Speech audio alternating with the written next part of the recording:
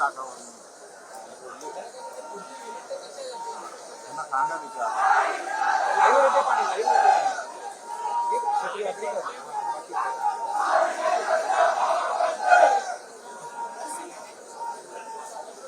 Audio check करा रे cable काढतोय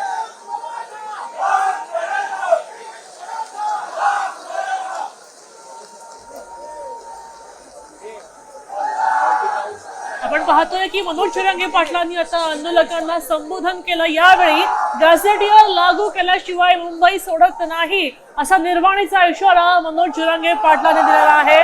आज नोटीस प्राप्त झाली, परंतु आमच्या मागण्या मान्य केल्याशिवाय, गॅझेटियर लागू केल्याशिवाय मुंबई सोडत नाही, आझाद मैदान सोडत नाही असं जरांगे पाटलांनी ठणकावून सांगितलेलं आहे। त्यांनी आता आंदोलकांना संबोधित केलेलं आहे आणि आपल्याला मिळालेल्या नोटीस बद्दलही सांगितलेलं आहे। मात्र याच वेळी आंदोलनाची मागणी अजूनही प्रखर करणार, अजूनही आंदोलक येणार। आपले आंदोलक पोलिसांपेक्षा 10 पटीने जास्त आहेत असं त्यांनी म्हटलंय आणि तेव्हा सगळ्या मराठा बांधवांना आवाहन केलंय की काहीही झालं तरीही मी उपोषण सोडणार नाही आणि गॅझेटियर लागू करा अशी अंमलबजावणी केल्याशिवाय आम्ही आता मुंबई सोडणार नाही असं मनोज जरांगेंनी म्हटलेलं आहे। आज सकाळची 10:30ची ही दृश्य आहेत।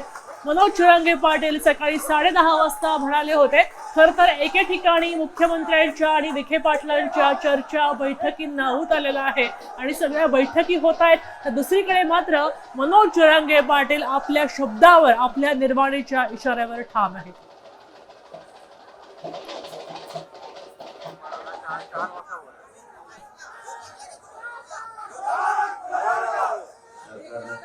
न्यायालयात जाऊन इकडे जाऊन तिकडे जाऊन अन्याय करायचा प्रयत्न केला तरी सरकारला सांगतो आणि फडणवीसांना नाही सांगतो, सगळ्या मागण्याची हैदराबादचं गॅझेटियर, सातारा संस्थांचं गॅझेटियर याची अंमलबजावणी झाल्याशिवाय मुंबई सोडत नाही।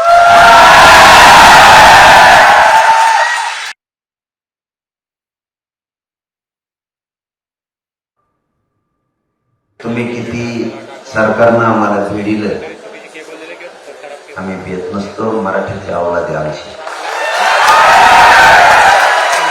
आम्ही शांत आहे। देवेंद्र फडणवीस साहेब आम्हाला शांत राहू दे, जे बोलतो ते होत असतं माझं। आणखी मराठ्यांना यायची सुरुवात झालेली नाही।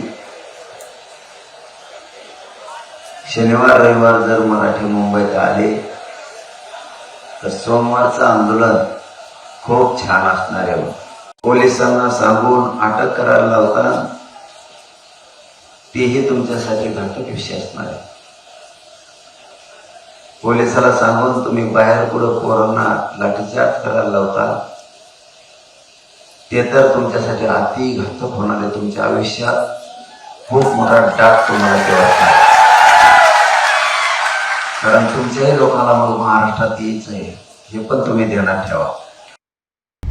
आता isakal.com आहे देशातील नंबर 1 ची मराठी न्यूज वेबसाईट। प्रत्येक अपडेटसाठी isakal.com ला नक्की भेट द्या।